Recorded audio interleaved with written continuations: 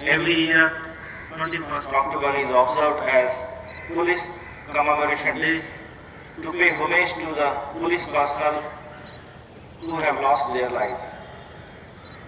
During the period of last 1 year, from 1st September 2015 to 31st August 2016, in all, 473 police personnel from different state forces and central paramilitary forces laid down their lives during the call of duty.